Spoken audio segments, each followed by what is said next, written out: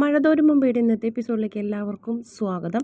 അങ്ങനെ നമ്മുടെ വൈജയന്തിയോട് പറയുന്നു, അച്ഛൻ്റെ മുന്നിൽ വല്ലാണ്ട് സാമർത്ഥ്യം കാണിക്കണ്ട, തലയ്ക്കടി കിട്ടിയാൽ പിന്നെ എഴുന്നേൽക്കാൻ പറ്റില്ല എന്നിങ്ങനെ പറയുന്നു. അപ്പോൾ വൈജയന്തിക്ക് ഒന്നും മനസ്സിലാവണില്ല. വൈജയന്തി ആകെ ഷോക്കായിട്ട് നിൽക്കുന്നു. അറിയാലോ, ഇനിയെങ്കിലും നല്ല കുടുംബജീവിതം നയിക്കാൻ നോക്ക്, മക്കൾ പറയുന്നത് കേൾക്ക്. എനിക്ക് അവരെൻ്റെ കൂടപ്പിറപ്പുകളാണ്. നിങ്ങൾ എന്തൊക്കെ പറഞ്ഞാലും അതെൻ്റെ അച്ഛൻ തന്നെയാണ്, അച്ഛൻ്റെ സ്ഥാനത്ത് തന്നെയാണ് ഞാൻ ആ മനുഷ്യനെ കാണുന്നത്. പിന്നെ ഇനി അധികം സാമർത്ഥ്യം എടുത്ത് അവിടെ ചെന്ന് കഴിഞ്ഞിട്ട് അച്ഛനെ ഭരിക്കാൻ നിന്നിട്ടുണ്ടെങ്കിൽ ഇനി നിങ്ങളുടെ ജീവിതം നഷ്ടപ്പെടും, കുടുംബജീവിതം. അത് വ്യക്തമായിട്ട് അറിവുള്ളത് കൊണ്ടാണ് ഈ പറയുന്നത് എന്ന് പറഞ്ഞ് ഞാൻ പോകണ്, എൻ്റെ ഒരു ശല്യം ഇനി ഉണ്ടാവില്ല എന്ന് പറഞ്ഞ് അലീന തിരിച്ച് നടക്കും. വൈജയന്തി തളർന്ന് കസേരമേൽ ഇങ്ങനെ പിടിച്ച് നിൽക്കണ്. അതിനുശേഷം വീണ്ടും അലീനനെ വൈജയന്തി നോക്കുമെന്ന് പ്രതീക്ഷിച്ച് അലീന തിരിഞ്ഞ് നോക്കിയിട്ട് ഒന്നും കൂടെ പറയും, ഞാൻ പോവുകയാണെന്ന് പറയും. പക്ഷേ ഒരു കുലുക്കവും ഉണ്ടാവില്ല. അതിന് ശേഷം പിന്നെ മുത്തശ്ശിയുടെ മുറിയിലേക്ക് ചെല്ലണം. മുത്തശ്ശി നീ യാത്ര പറയാൻ വന്നെന്ന് മനു പറഞ്ഞു എന്ന് പറയും. എന്ത് പറഞ്ഞു വൈജയന്തിനെ കണ്ടിട്ട്? വൈജയന്തി മാഡം എല്ലാ അനുഗ്രഹങ്ങളും തന്നു, പോയി നന്നായി വാന്ന് പറഞ്ഞു. ആര്, വൈജയന്തിയോ? അത് നന്നായിട്ടുണ്ട് എന്ന് പറയും. അത് കുഴപ്പമില്ല മുത്തശ്ശി, അതെന്നും അങ്ങനെ തന്നെയല്ലേ എന്ന് പറയും. അത് സാരമില്ല എന്ന് പറയും. മുത്തശ്ശിക്ക് ഇവിടെ സുഖമാണോ എന്ന് ചോദിക്കും. എനിക്ക് സുഖമാണെന്ന് പറയും. കുഴമ്പും മരുന്നും ഒക്കെ കൃത്യമായിട്ട് കിട്ടണില്ലേ എന്ന് ചോദിക്കും. എവിടെ നിന്ന് തരുന്നുണ്ട്, പക്ഷേ നീ തന്ന പോലെയൊക്കെ ആര് തരാനാണ് മോളെ ഇഷ്ടത്തോടെ എന്ന് പറയും. അങ്ങനെയൊന്നും കിട്ടില്ല എന്ന് പറയും. അങ്ങനെയൊന്നും പറയണ്ട മുത്തശ്ശി, ഇതിപ്പോൾ മുത്തശ്ശി വിഷമിക്കേണ്ട, ഞാൻ പോകണമെന്ന് പറയാൻ വേണ്ടി വന്നതാണ്, മുത്തശ്ശിനൊന്ന് കാണണം എന്ന് പറഞ്ഞ് ഞാൻ ഈ വീട്ടിലേക്ക് വന്നത് ഒരുപാട് സന്തോഷത്തോടെയാണ്. മുത്തശ്ശിക്ക് എന്നെ ഒരുപാട് ഇഷ്ടം തന്നെയായിരുന്നല്ലോ. ഇടയ്ക്ക് ഒരു നിവർത്തില്ലാത്തത് കൊണ്ടല്ലേ മുത്തശ്ശി എന്നോട് വെറുപ്പ് കാണിച്ചത്. ഇപ്പോൾ അതേ വീണ്ടും നല്ല സ്നേഹമാണെന്ന് പറയും. അപ്പോഴത്തേനും മുത്തശ്ശി എലീനയുടെ കൈ എടുത്ത് കഴിഞ്ഞിട്ട് രണ്ട് കൈയും കൂടെ കൂപ്പി മാപ്പ് പറയുന്ന രീതിയിൽ എന്നോട് ക്ഷമിക്കുക കുഞ്ഞേന്ന് പറഞ്ഞ് കരയും. ഇതെന്താ മുത്തശ്ശി ഇങ്ങനെ പറയണേ? അതൊന്നും സാരമില്ല എന്ന് പറയും. ഞാൻ ആ വീട്ടിലേക്ക് വന്നത് ഞാൻ ഒരു വീട്ടിലും ജോലിക്കാരിയായി നിന്നിട്ടില്ല, ആദ്യമായിട്ടല്ലേ ഇവിടെ വന്ന് നിന്നത്. ഇവിടെ വന്നിട്ടല്ലേ എനിക്ക് മനുഷ്യന്മാരുടെ സ്വഭാവങ്ങളും നല്ലതും ചീത്തയൊക്കെ മനസ്സിലാക്കാൻ പറ്റിയത്. കടപ്പാട്ടൂർ ചെന്നിട്ടാണെങ്കിലോ അവിടെ നല്ല ഭക്ഷണവും നല്ല വസ്ത്രവും ഒക്കെ അവിടെ ചെന്നിട്ടല്ലേ കിട്ടിയത്. അതൊന്നും ഞാൻ മറക്കാൻ പറ്റില്ലല്ലോ എന്ന് പറയും. എല്ലാം എനിക്കറിയാം കുഞ്ഞേന്ന് പറയും. പക്ഷെ മുത്തശ്ശിക്ക് എന്തോ ഒരു മാറ്റം ഉണ്ടെന്ന് അറിയാം, പക്ഷെ അതെന്താണെന്ന് എനിക്കറിയില്ല. എന്നിട്ട് അലീന മുത്തശ്ശിയോട് യാത്ര പറഞ്ഞ് പോകണം. ഡോറ് തുറന്ന് പുറത്തേക്ക് വരുമ്പോൾ ഗംഗാധരൻ അങ്കിളും അതുപോലെ തന്നെ ശിവൻ അങ്കിളും കാത്തു നിൽക്കുന്നുണ്ടായിരുന്നു. അമ്മയോട് യാത്ര പറഞ്ഞോ എന്ന് പറഞ്ഞു. പറഞ്ഞു. എവിടേക്കിനും മോളെ കൊണ്ടുപോകണമെന്ന് ബാലചന്ദ്രൻ പറഞ്ഞോ എന്ന് ചോദിക്കും. അപ്പോൾ പറയും അറിയില്ല, കുളത്തൂപ്പുഴ എന്നാണ് പറഞ്ഞതെന്ന് പറയും. അപ്പോഴത്തേക്കും ശിവൻ ചോദിക്കും, കുളത്തൂപ്പുഴ അവിടെ ആര്? ബാലചന്ദ്രന് അറിയില്ല അങ്കിളെ, എന്തായാലും അച്ഛൻ എനിക്ക് ദോഷമുള്ളതൊന്നും ചെയ്യില്ല, അറിയിപ്പ് കിട്ടിയിട്ടുണ്ടായിരുന്നില്ല എന്നെ അവിടെ വേണം എന്നുള്ള കാര്യം. ഇപ്പം ഇന്നങ്ങാണ്ടാ വിളിച്ച് പറഞ്ഞിട്ടുള്ളത് എന്നെ അവർക്ക് സ്വീകാര്യമാണെന്നുള്ള കാര്യം എന്ന് പറയും. മനു അപ്പം ഇതൊന്നും അറിയാത്ത പോലെ നിൽക്കണ്. മനുവിനെല്ലാം അറിയാം, പക്ഷെ മനു ഒന്നും മിണ്ടുന്നില്ല. അമ്മാവന്മാരിങ്ങനെ തല അങ്ങനെ പുകഞ്ഞ് ആലോചിക്കുന്നത് ഒരു പ്ലാന്ററാണെന്ന് പറഞ്ഞത്, എസ്റ്റേറ്റ് മുതലാളിന്ന്, റബ്ബർ തോട്ടം അങ്ങനെയൊക്കെ പറഞ്ഞു പറഞ്ഞപ്പോൾ അവരുടെ മനസ്സിലിങ്ങനെ ആകെ സംശയം നിൽക്കണ. എന്തെങ്കിലും ആവട്ടെ മോളെ, ഞങ്ങളോട് ദേഷ്യമൊന്നും വിചാരിക്കരുതെന്ന് പറഞ്ഞപ്പോൾ ഇല്ല ഞങ്ങളെ, എനിക്കൊരു ദേഷ്യമൊന്നുമില്ല. വൈജയന്തിയോട് എന്ത് പറഞ്ഞു? യാത്ര പറഞ്ഞു. ഒരു ഡോസ് കൊടുത്തിട്ടുണ്ട്, ഇനിയെങ്കിലും അവിടെ ചെന്നിട്ട് അടങ്ങി നിന്നാൽ മതിയായിരുന്നു. ഒഴിഞ്ഞു പോകാനല്ല ഞങ്ങളെ എന്നെ കൊണ്ട് പറ്റുള്ളൂ, ഇതിൽ കൂടുതൽ ഞാൻ എന്ത് ചെയ്യാനാണ് എന്നും പറയുന്നുണ്ട്. അവൾക്ക് ഡോസ് കൊടുത്തിട്ടൊന്നും കാര്യമില്ല മോളെ, ഞങ്ങൾ എത്രയോ ഉപദേശിച്ചതാണ്, അവൾ നേരെ ആവുന്നില്ല എന്ന് പറയും. നേരെ ആയില്ലെങ്കിൽ ഞാൻ ജീവിതം നശിച്ച് പോകുള്ളൂ. എന്തായാലും ഞാൻ പോകാം, എൻ്റെ ഒരു ശല്യം ഞാൻ അവിടെ ഉണ്ടാവില്ല, മനസ്സുണ്ടായിട്ട് പോണതല്ല, ഇവരുടെ ജീവിതം നന്നായി പോട്ടെ എന്ന് വിചാരിച്ചിട്ടാണ്. അച്ഛനറിയാലോ, ഇനി സാമർത്ഥ്യം എടുത്തിട്ടുണ്ടെങ്കിൽ അച്ഛൻ സർവ്വതൊന്നും തകർക്കും. ആ അവസ്ഥയിലാണ് അച്ഛൻ നിൽക്കുന്നത്. ഞാൻ പോയി കഴിഞ്ഞാൽ പിന്നെ അച്ഛൻ ഇനി ഒന്നും നോക്കാനില്ല എന്നാണ് അച്ഛൻ ഇടയ്ക്കിടയ്ക്ക് പറയണേന്ന് പറയും. അങ്ങനെ നമ്മുടെ അലീന പറയണേ, എനിക്ക് നിങ്ങളോടൊന്നും ഒരു വിരോധം ഇല്ല കേട്ടോ നിങ്ങളെ, ഞാൻ പോട്ടെ എന്ന് പറയുമ്പോൾ നമ്മുടെ ശിവൻ പറയും, ആളറിയാണ്ടാണ് നിന്നെ ഞങ്ങൾ ആദ്യം ഉപദ്രവിച്ചത്, അതിന് മോള് ഞങ്ങളോട് ക്ഷമിക്കണം.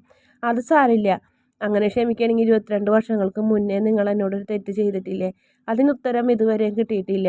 ഒരു ചോരക്കുഞ്ഞിനെ ഒരു ഓർഫനേജിൽ കൊണ്ട് ഏൽപ്പിച്ചില്ലേ, അതിനുത്തരം ഇന്ന് വരെയും കിട്ടിയിട്ടില്ല. അത് കിട്ടാത്തത് കൊണ്ടാണല്ലോ ഞാനിപ്പോഴും പോകാൻ പോകുന്നത് എന്നിങ്ങനെ പറയും. അത് അവർക്കൊന്നും ഉണ്ട്. അവരുടെ മുന്നിൽ ശരിക്കും അലീനയുടെ മുന്നിൽ അവരിങ്ങനെ തല താഴ്ന്നിരിക്കണേ, തല കുമ്പിട്ട് നിൽക്കണ്. പറയുന്നതിനൊന്നും മറുപടി പറയാനില്ല എന്ന് പറയും. ശരി അങ്ങളെ ഞാൻ പോട്ടെ എന്ന് പറയും.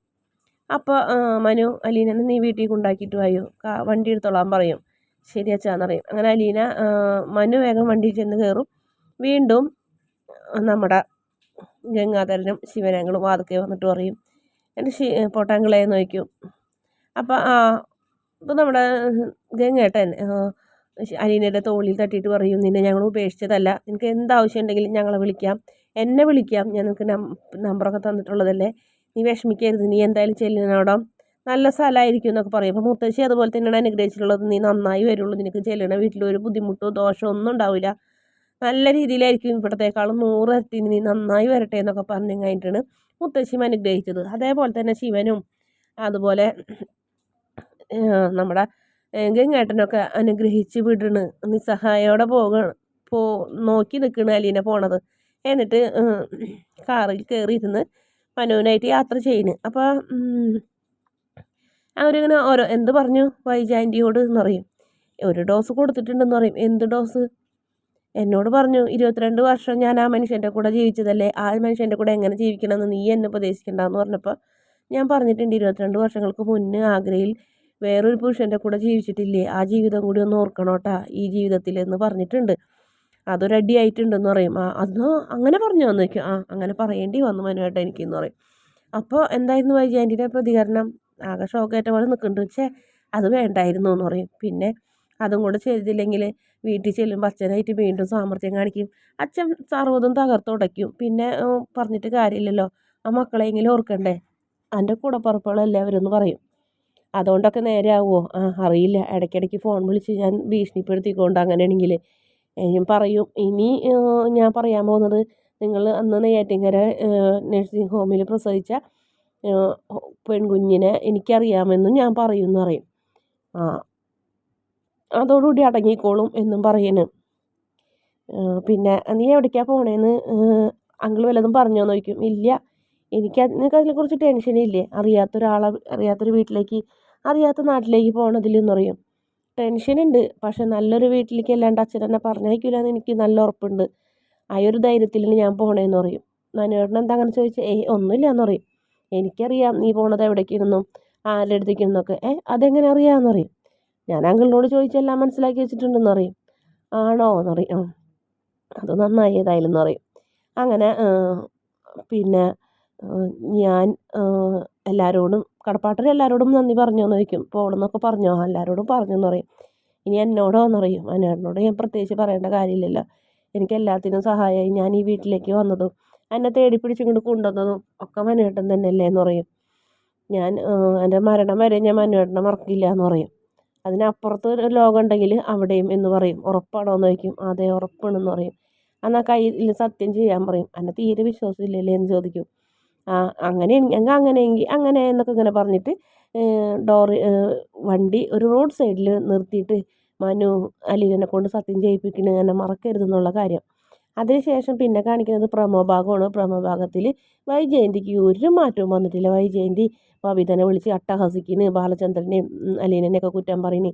അപ്പോൾ അതോടുകൂടി ബബിത ദേഷ്യപ്പെട്ടിട്ട് ബബിത പറയുന്നു, അമ്മയ്ക്ക് എപ്പോഴും ഇതന്നെ പറയാനുള്ളൂ, ഫോൺ വിളിച്ചിട്ട് അച്ഛനെയും അലീന ചേച്ചിനെയും കുറ്റം പറയുക എന്ന് പറഞ്ഞ് ഇനിമേലൊരു അക്ഷരം ഉണ്ടായിരുന്നെന്ന് പറഞ്ഞ് അങ്ങനെ അങ്ങോട്ട് ഫോൺ വയ്ക്കും. ആകെ ഷോക്കേറ്റ പോലെ ആവും വൈജയന്തി. കാരണം അമ്മനോട് സംസാരിക്കാൻ പോലും മക്കൾക്ക് താല്പര്യമില്ല. പിന്നെ കാണിക്കുന്നത് കൃഷ്ണമോളെയും അതുപോലെ തന്നെ അലീനനെയാണ്. രണ്ടുപേരും കൂടെ എന്തൊക്കെയോ രഹസ്യങ്ങളൊക്കെ പറയുന്നുണ്ട്. ചേച്ചി ഇവിടുന്ന് പോകുമ്പോൾ ചേച്ചിക്ക് വിഷമമുണ്ടോ എന്നൊക്കെ ചോദിക്കും. ഇല്ല, വിഷമമൊക്കെ ഉണ്ട്, പക്ഷേ പോകാതെ നിവർത്തില്ല മോളെ എന്ന് പറഞ്ഞു കഴിഞ്ഞിട്ട് അവർ രണ്ടുപേരും കൂടെ കെട്ടിപ്പിടിച്ച് കരയുന്നൊരു ഭാഗമുണ്ട്. അതിനുശേഷം പിന്നെ ഭക്ഷണം കഴിക്കുമ്പോൾ അലീനനെ സന്തോഷിപ്പിക്കാനായി ബാലചന്ദ്രൻ പറയുന്നുണ്ട്, നാളെ തുടങ്ങി അലീനയുടെ ജീവിതം അങ്ങോട്ട് മാറണമെന്ന് പറയും. അതെങ്ങനെ? നിനക്ക് ജാതകം ഉണ്ടാവും, നിനക്ക് ജാതകം ഉണ്ടെങ്കിൽ നിൻ്റെ ജാതകം നോക്കിക്കോ, ഭാഗ്യം വരാൻ പോകണമെന്ന് പറയും. പിന്നെ എന്നെ അങ്ങനെ കളിയാക്കല്ല അച്ഛന്ന് പറഞ്ഞപ്പോൾ അതെ അങ്ങനെ ഒരു സ്ഥലത്തേക്ക് ഞാൻ നിന്നെ കൊണ്ടുവിടാൻ പോകണമെന്നൊക്കെ പറഞ്ഞ് വിഷയമൊക്കെ മാറ്റി അങ്ങനെ ബാലചന്ദ്രൻ സങ്കടം ഉള്ളിൽ ഒതുക്കി കഴിഞ്ഞിട്ട് ഓരോന്ന് പറയുന്നൊരു ഭാഗമാണ് കാണിക്കുന്നത്. പിന്നെ സ്റ്റാൻലി ഫോൺ ചെയ്യുന്നുണ്ട് ബാലചന്ദ്രനോട്. അപ്പോൾ സ്റ്റാൻലി ആരെന്ന് പറയുന്നുണ്ട്. അപ്പോൾ ഇവിടെ ഞാൻ പറയില്ല, ഇവിടെ വെച്ച് ഞാൻ പറയില്ല, കാരണം നിങ്ങൾ ആരെന്നുള്ള കാര്യം എൻ്റെ മക്കളറിയാൻ ഞാൻ ആഗ്രഹിക്കുന്നില്ല എന്ന് പറയും. ശരി മിസ്റ്റർ ബാലചന്ദ്രൻ, എല്ലാം ബാലചന്ദ്രൻ്റെ ഇഷ്ടം, മേനോൻ്റെ ഇഷ്ടം എന്ന് പറയും. ശരി എന്നാൽ നാളെ കാണാമെന്ന് പറഞ്ഞ് ഫോൺ വയ്ക്കിന്. അങ്ങനെ അലീന നാളെ കടപ്പാട്ടൂർ വീട്ടിൽ നിന്ന് യാത്രയാവുന്ന ഭാഗമാണ് കാണിക്കുന്നത്. വീഡിയോ ഇഷ്ടപ്പെട്ടാൽ ഈ ചാനൽ ഒന്ന് സബ്സ്ക്രൈബ് ചെയ്ത് സപ്പോർട്ട് ചെയ്യണേ.